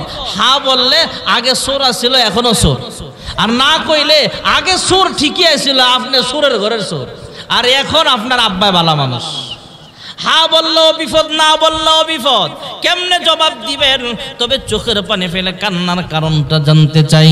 উকিল চোখের পানি ফেলে কান্দে আর ডাক দিয়া বলে, হে আদালতের মানুষ শোনেন, আমি আমার জবাব দেওয়ার না দেওয়ার জন্য কাঁদতেছি এমন নয়। আজ থেকে বহুদিন আগে আমি একটা হাদিসের তরজমা বাংলায় লেখা ছিল, আমি পড়েছিলাম। হাদিসটা ছিল এটা, ক্বালা রাসূলুল্লাহ সাল্লাল্লাহু আলাইহি ওয়াসাল্লাম, ইয়াশফাউ ইয়াওমাল কিয়ামাতি সালাসাতুন আল আম্বিয়া সুম্মাল উলামা সুম্মাশ শুহাদা। হাসরের মাঠে আল্লাহর সামনে দাঁড়ায় 3 প্রকারের মানুষ ওকালতি করবেন। এক প্রকারের মানুষ হলো সমস্ত আম্বিয়া আলাইহিমুস সালাম, দ্বিতীয় শ্রেণীর মানুষ হলো, দ্বিতীয় প্রকারের মানুষ হলো আলেম। সুবহানাল্লাহ। প্রথমটাও মেনে নিয়েছিলাম, 3 নম্বরের উকিল শহীদগণ এটাও মেনে নিয়েছিলাম, কিন্তু সাধারণ 6,000 টাকা মাস শেষ হলে যার হাদিয়া, 8,000 টাকা মাস শেষ হলে যার হাদিয়া, 10,000 টাকা মাস শেষ হলে যার হাদিয়া পাওয়া যায়, যেই 10,000 টাকায় আমার বাড়ির কাঁচা বাজারও চলে না, আমার গাড়ি ভাড়াও এর চাইতে বেশি যায়, এই 10,000 টাকা বেতন যেই ইমাম সাহেবের, এই 8,000 টাকা বেতন যেই মাদ্রাসার হুজুরের, এই মাদ্রাসার হুজুর নাকি আলেম সমাজ নাকি আল্লাহর সামনে ওকালতি করবে, এটা আমার বিশ্বাস হচ্ছিল না। আজকে আদালতের মধ্যে আলেম আমাকে একটা প্রশ্ন কইরা আমার বিবেক জাগ্রত করে দিয়েছেন, আমার বিশ্বাস হয়ে গেছে এই সমস্ত আলেম আল্লাহর সামনে দাঁড়ায় ওকালতি করবেন। ইহা তককে এই দুনিয়ার আদালতেও যদি ওনারা দাঁড়ায় যায়, আমার মতো উকিলরা বেল থাকবে না। যেরকম ঠিক না বেঠি? আল্লাহর হাবিব রাহমাতুল্লিল আলামিন জানায়া দিলেন, 3 প্রকারের মানুষ আল্লাহর আদালতে দাঁড়ায় যেমন ওকালতি করবেন। 1 নম্বরের উকিল হলো সমস্ত আম্বিয়া আলাইহিমুস সালাম, 2 নম্বরের উকিল সমস্ত উলামায়ে কেরাম, 3 নম্বরের উকিল হলো সমস্ত শুহাদা, যারা শহীদ হয়েছে আল্লাহর রাস্তায়, এরাও আল্লাহর সামনে ওকালতি করবে। সুবহানাল্লাহ কয় না রে? আগামী কালের ডেটটা হলো 21শে ফেব্রুয়ারি, ভাষা দিবস। ভাষা আল্লাহর দেওয়া, কার দেওয়া? আরো জোরে বলেন না। আমাদের দেশে 16 ডিসেম্বর আসলে 21শে ফেব্রুয়ারি আসলে আমাদের স্কুলে স্কুলে মাইক দিয়া গান বাজায়। গান বাজান যে দেশাত্মবোধক, অসুবিধা নাই, বাজনাওয়ালা গান বাজায়, ভালো কথা। পরের দিন আবার 21শে ফেব্রুয়ারি সকালবেলা খালি পায়ে শহীদ মিনারে যায় ফুল দেয়। এটা মুসলমানের সংস্কৃতি নয়, এটা হিন্দুয়ানি সংস্কৃতি, বিধর্মীদের সংস্কৃতি। মুসলমানের সংস্কৃতি এটা নয়। মুসলমানের সংস্কৃতি হলো 2 রাকাত নামাজ পড়ে আল্লাহ যে আমাদেরকে বাংলা ভাষা নেয়ামত দিয়েছেন, তাই আল্লাহর কাছে শুকরিয়া আদায় করা। ঠিক না ঠিক জোরে করে। আমরা শহীদ দিবস পালন করি বাংলা ভাষার তরে, আমার সওয়াল কিন্তু ইংলিশ মিডিয়ামে পড়ে। হায়রে আমার বড় আশা এই দেশেতে প্রচার নাই, এই জামানায় যেমন দেখতে পাই এমন আজব কাণ্ড দেখি নাই, এই জামানায় যেমন দেখতে পাই। ছেলেরাও মেয়েরাও ছেলের মতো মডেল হতে চায়, প্যান্ট শার্ট পরে টাই পরে উঁচু জুতা পায়। এসব নারী থেকে খোদা, এসব নারী থেকে খোদা আমরা বাঁচতে চাই, এই জামানায় যেমন দেখতে পাই। ঠিক না বেঠি? যেই কথাটা বলা আমার উদ্দেশ্য, যারা ভাষা আন্দোলনে শহীদ হয়েছে, দেশের জন্য শহীদ হবে, ইসলাম কায়েম করার জন্য শহীদ হবে, এই শহীদটা আল্লাহর সামনে দাঁড়ায়া ওকালতি করার অনুমতি পাবে। জোরে কোন সুবহানাল্লাহ।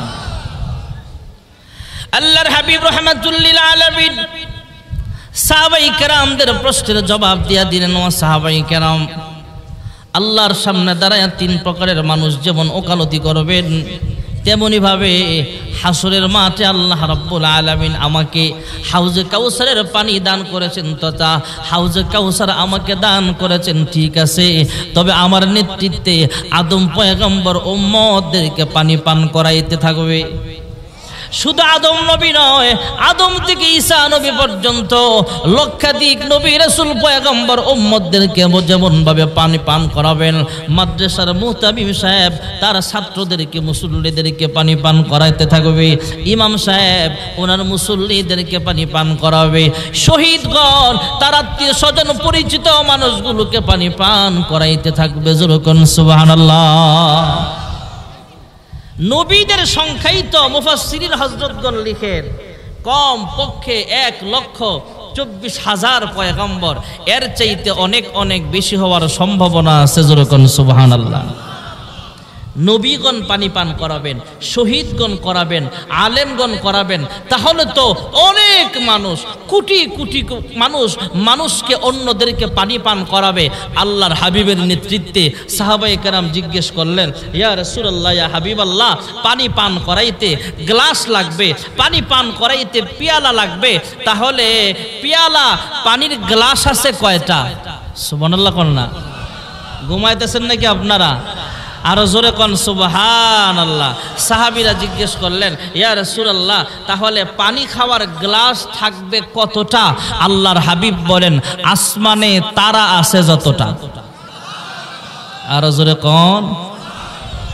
আল্লাহর হাবিব রাহমাতুল্লিল আলামিন জানায়া দিলেন, ও সাহাবীরা, আকাশে যেমন অসংখ্য অগণিত তারকা আছে, হাউজে কাউসারের পানি পান করাইবার জন্য অসংখ্য অগণিত তারকা, অসংখ্য গাছ থাকবে, অসংখ্য অগণিত পানির পেয়ালা দিয়া পানি পান করানো হবে। একবার পানি পান করবা তো 50,000 বছর পর্যন্ত ক্ষুধাও লাগবে না, পিপাসাও লাগবে না। যেরকম সুবহানাল্লাহ। ইন্না আ'তাইনাকাল কাউসার, কাউসারের একটা ব্যাখ্যা হলো হাউজে কাউসার। সুবহানাল্লাহ। ইন্না আ'তাইনাকাল কাউসার, কাউসারের আরেকটা ব্যাখ্যা হলো কাসরাতে উম্মত, আমি আল্লাহ আপনাকে উম্মত বাড়ায়া দিলাম। সুবহানাল্লাহ জোরে কয় না রে? আল্লাহর হাবিব একদিন স্বপ্নে দেখেন, নবীদের স্বপ্ন হলো ওহী। আল্লাহর হাবিব স্বপ্নে দেখতেছেন হাসরের মাঠ কায়েম হয়ে গেছে, আল্লাহ তাআলা বসে আছেন সিংহাসনে, আল্লাহর একটা কুদরতি কুরসি আছে। সুবহানাল্লাহ। আমি একজন বক্তা সাহেব, আমার জন্য যেমন একটা কুরসি আছে, চেয়ার আছে, সভাপতি সাহেবের জন্য একটা কুরসির ব্যবস্থা আছে, চেয়ারের ব্যবস্থা আছে। প্রধান অতিথির জন্য যেমন একটা চেয়ারের ব্যবস্থা আছে, আমার আল্লাহ ডাক দিয়া কয় ওয়াসিআ কুরসিয়ুহুস সামাওয়াতি ওয়াল আরদ ওয়ালা ইয়াউদুহু হিফযুহুমা ওয়া হুয়াল আলিয়্যুল আযীম।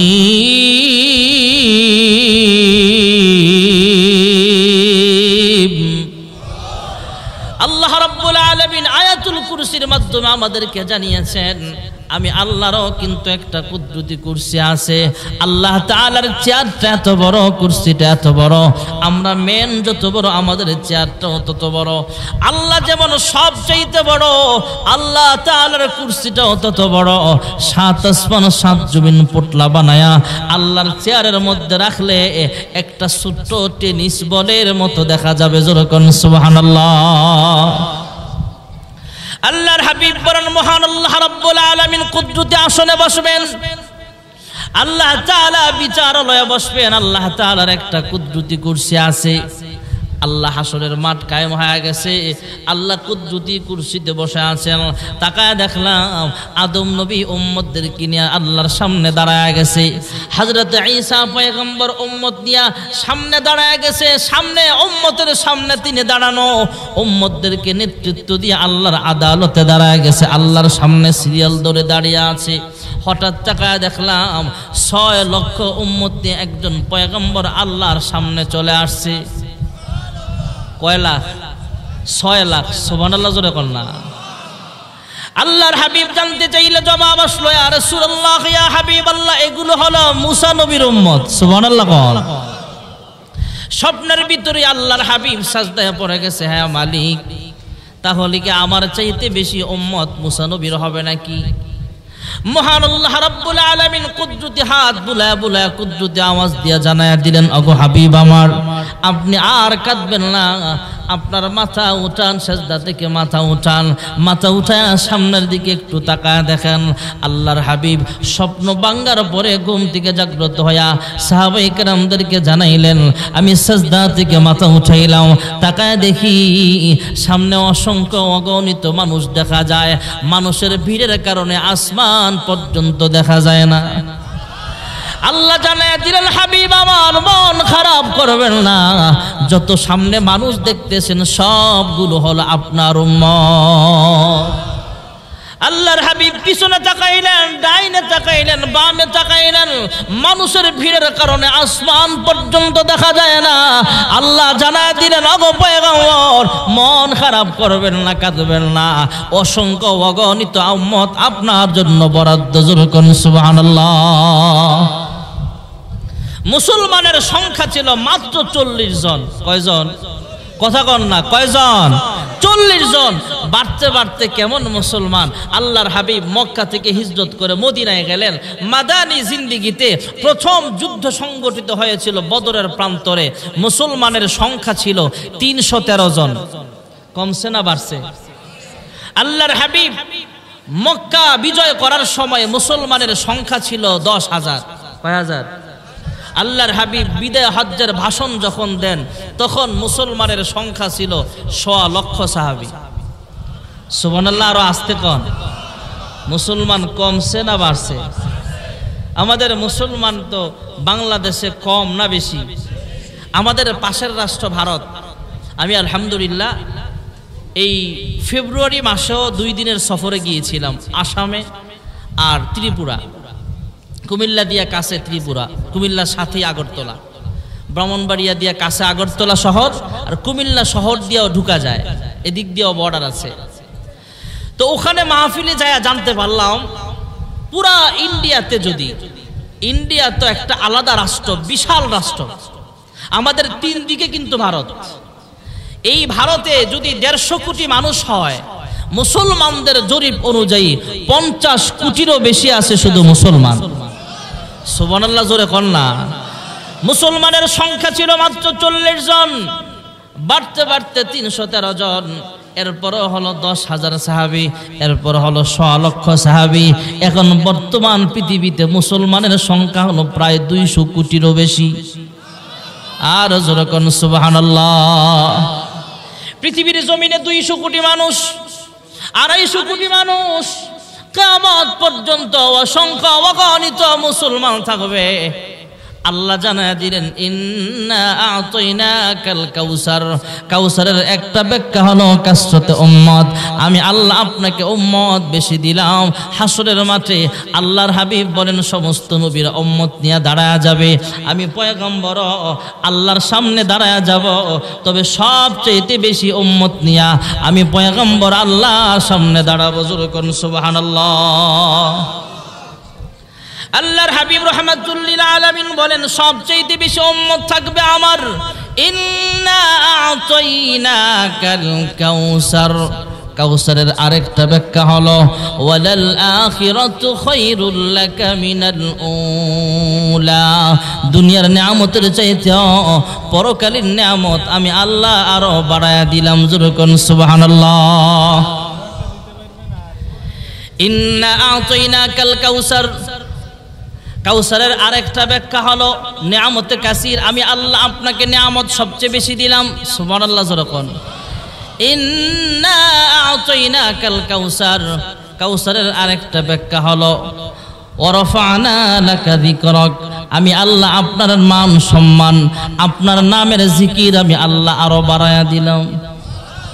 আর জোরে কোন।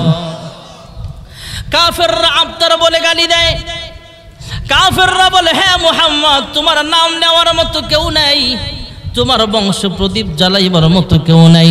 আল্লাহ জানায় দিলেন ইন্না আ'তাইনাকাল কাউসার। আমি আল্লাহ আপনাকে কাউসার দিলাম, তথা আপনার নাম এমন ভাবে আমি আল্লাহ স্মরণ করাবো কিয়ামত পর্যন্ত 5 ওয়াক্ত নামাজের আজান হবে, 5 ওয়াক্ত নামাজের ইকামত হবে। পুরা পৃথিবীতে সবচেয়ে বেশি উচ্চারিত হয় সেটা হলো আজানের আওয়াজ। সুবহানাল্লাহ। পুরা পৃথিবীর জমিনে আজান হবে। এদিক দিয়ে মালয়েশিয়ায় যখন আজান হয় 2.5 থেকে 3 ঘন্টা পরে বাংলাদেশে আজান হয়। বাংলাদেশ থেকে পাকিস্তানে প্রায় 1 থেকে 1.5 ঘন্টা পরে সেখানে আজান হয়। এমন করে করে সৌদি আরবে বাংলাদেশ থেকে প্রায় 2.5 থেকে 3 ঘন্টা পরে আজান হয়। এদিক দিয়ে জোহরের আজান চলতেছে, আবার পিছন দিয়ে আসরের আজান চলতেছে, আবার পিছন থেকে মাগরিবের আজান চলতেছে। এমন করে যাইতে যাইতে পুরা পৃথিবীতে সবচেয়ে বেশি উচ্চারিত হয় আজান। আল্লাহ তাআলা জানায় দিলেন ওয়ারাফা'না লাকা যিকরাক। কাউসারের আরেকটা ব্যাখ্যা হলো কাফেররা বলে আপনার নাম নেওয়ার মতো কেউ নাই, আপনার বংশে প্রদীপ জ্বালাইবার মতো কেউ নাই। আমি আল্লাহ এমন সিস্টেম জারি করে দিলাম 5 ওয়াক্ত নামাজে আজান হবে, ইকামত হবে। যখন মুয়াজ্জিন বলবে আশহাদু আল্লা ইলাহা ইল্লাল্লাহ বলবে যখন, এরপরেই বলবে আপনার নাম আশহাদু আন্না মুহাম্মাদুর রাসূলুল্লাহ। যুরকুন সুবহানাল্লাহ। কাফেররা বলে নবীর নাম নেওয়ার মতো কেউ নাই। 1500 বছর পরের উম্মত আমরা বলতে পারি শুধু নবীর নাম কেন, নবীর জন্য আমরা জীবনটাও দিতে পারি। ঠিক না বে ঠিক জোরে বলে। ইন্না আ'তাইনাকাল কাউসার। কাউসারের আরেকটা ব্যাখ্যা হলো কাসরাতে উম্মত। কাউসারের অনেকগুলো অর্থ আছে ভাইরা আমার, বলার সময় নাই। ইন্না আ'তাইনাকাল কাউসার। ওগো পয়গম্বর আপনি মন খারাপ করবেন না, কাফেরদের ক্রিটিসাইজমূলক কথাবার্তা আপনার মন ভেঙে ফেলবেন না। আমি আল্লাহ আপনাকে কাউসার দিলাম। কাউসারের অনেকগুলো অর্থ। 1 নম্বরে বলেছিলাম হাউজে কাউসার দিলাম, 2 নম্বরে বলেছিলাম আপনার মান সম্মান আমি আল্লাহ বাড়ায়া দিলাম, আপনার উম্মত সবচেয়ে বেশি হবে, আপনার উম্মত সবচেয়ে বেশি হবে। আল্লাহ তাআলা বলেন ইন্না আ'তাইনাকাল কাউসার। কাউসারের আরেকটা ব্যাখ্যা হলো আমি আল্লাহ আপনার জিকির বাড়ায়া দিলাম। ফাসাল্লি লিরাব্বিকা ওয়ানহার। অতএব নিয়ামতের শুকরিয়া আদায় করেন, নামাজ পড়ুন, কুরবানি করুন। আর যারা নাকি আপনার শত্রু, যারা আপনাকে বলে আবতার, ও ইন্না শানিআকা হুয়াল আবতার, আপনি আবতার নয় বরং এরাই হলো আবতার। যেরকম ঠিক না বেঠি? তাহলে টোটাল এই সূরার ভিতরে আমরা কি পাইলাম? 2টা আমল পাইলাম। এই কথা বললেন না, স্টেজে কথা বললেন না। আমরা 2টা আমল পাইলাম, নামাজ আর কুরবানি। সুবহানাল্লাহ কন্যা। এই সূরার 3টা আয়াতের প্রথম আয়াতে আল্লাহ বলেছেন ইন্না আতাইনা কাল কাউসার, আমি আপনাকে কাউসার দিলাম। মন খারাপ করবেন না, আপনি নিয়ামতের শুকরিয়া আদায় করেন। বরং আপনাকে যারা গালি দেয় এরা হলো আসল আটকুরা। ঠিক না? ঠিক জোরে কর। আল্লাহর হাবিব রাহমাতুল লিল আলামিন কোরআনের তালিম দেয়, কালিমার দাওয়াত দেয় মানুষের ময়দানে। কাফেররা এক সময় ডাক দেয়া কয়, হ্যাঁ মুহাম্মদ, তুমি কোরআন নিজের থেকে বানায়া বানায়া বলো। আল্লাহর হাবিব বিরক্ত হলেন তাদের কথাবার্তায়, বারবার শুধু ওরা বলে, হ্যাঁ মুহাম্মদ, তুমি কোরআন বানায়া বানায়া বলো।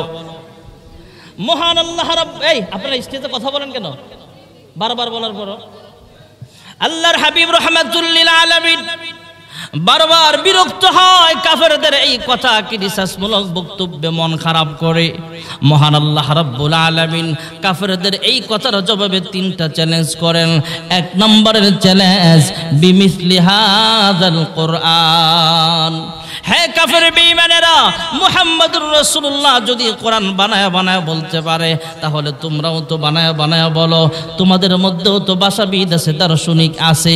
যদি হেডম থাকে, যদি তোমরা পারো, তাহলে তোমাদের শক্তি সামর্থ্য থাকলে 30 পারা কোরআনের সমপরিমাণ আরেকটা কোরআনুল কারীম তোমরা পারলে বানায়া আনো। পারছে বানাইতে? আল্লাহ রাব্বুল আলামিন কাফেরদের বিরুদ্ধে আরেকটা চ্যালেঞ্জ করলেন, ওদের প্রতি চ্যালেঞ্জ আরেকটু শুরু করে দিলেন, বিআশরি সুওয়ারিম বিমিসলিহি মুফতারায়াত। 30 পারা কোরআন তোমরা বানাইতে পারো নাই, আমি আল্লাহ চ্যালেঞ্জ আরেকটু শুরু করে দিলাম, পারলে কোরআনের 10টা সূরার সমপরিমাণ আরেক 10টা সূরা বানায়া আনো। পারছে বানাইতে? অনেক দিন পর আল্লাহ তাআলা চ্যালেঞ্জ একদম শুরু করে দিলেন। সূরাতুল বাকারার প্রথম দিক থেকে আয়াত, ওয়া ইন কুনতুম ফি রাইবিম মিম্মা নাযালনা আলা আবদিনা ফাতু বিসূরাতিম মিন মিসলিহি ওয়াদউ শুহাদাআকুম মিন দুনিল্লাহি ইন কুনতুম সাদিকিন। আল্লাহ রাব্বুল আলামিন কাফেরদের প্রতি চ্যালেঞ্জ একদম ছোট করে দিলেন। ওগো পয়গম্বর, আপনি তাদেরকে জানায়া দেন, যদি তোমরা পারো 30 পারা কোরআন সম্বলিত কোরআন তোমরা বানাতে পারো নাই, 10 সূরার সমপরিমাণ সূরাও তোমরা বানাইতে পারো নাই। আল্লাহ তাআলা জানায়া দিলেন বিসূরাতিন, এখানে 2 জবর 2 পেশকে তানবিন বলা হয়। তানবিন এখানে তানবিন বমানা তানবিন তানকির। উলামায়ে কেরাম বুঝবেন তানবিন তানকির বমানা অর্থ হলো এখানে আল্লাহ তাআলা কোরআনের সবচেয়ে ছোট্ট সূরাকে টার্গেট করেছেন। হ্যাঁ কাফেররা, তোমরা পারলে কোরআনের সবচেয়ে ছোট্ট সূরার সমপরিমাণ সূরা তোমরা বানায় আনো। এই আয়াত পায়া হাসান বিন সাবিত সহ আরবের বড় বড় শায়েরেরা লিখতে শুরু করে দিল, ইন্না আতাইনাকাল কাউসার। এরপরে গবেষণা শুরু করে দিল, এরপরে কি বানাইবে চিন্তা ভাবনা করে খুঁজে পায় না। আবার পরে ইন্না আতাইনাকাল কাউসার, এরপরে কি বানাইবে চিন্তা ভাবনা করে খুঁজে পায় না। এমন করে দিনের পর দিন চলে যায়, রাতের পর রাত চলে যায়, তারপরও খুঁজে পায় না। এক পর্যায়ে শায়েরেরা ডাক দিয়া কয়, হ্যাঁ মুহাম্মদ, তোমার আল্লাহর কসম করে বলতে পারি, লাতুজ জামানাতের কসম, ইন্না আতাইনাকাল কাউসার লাইসা হাযা বিকালামিল বাশার। হ্যাঁ মুহাম্মদ, তোমার আল্লাহর কসম করে বলতে পারি, তুমি যা বলো একটা কথাও তোমার বানানো নয়, সবগুলো তোমার রবের পক্ষ থেকে নাজিল করা হয়েছে। আল্লাহ রাব্বুল আলামিন রবের পক্ষ থেকে যে কোরআন নাজিল করা হয়েছে, আল্লাহ তাআলা আমাদের ব্যক্তিগত জীবন, পারিবারিক জীবন, সামাজিক জীবন, অর্থনৈতিক জীবন, রাজনৈতিক জীবন, জীবনের প্রত্যেকটা কদমে কদমে কোরআনুল কারীমকে সংবিধান বানায়া, পথের পাথেও বানায়া আমাদের জীবন চালাইবার তৌফিক আল্লাহ দান করেন। এই মাদ্রাসা রহমাতুল লিল আলামিন হাফিজিয়া মাদ্রাসাকে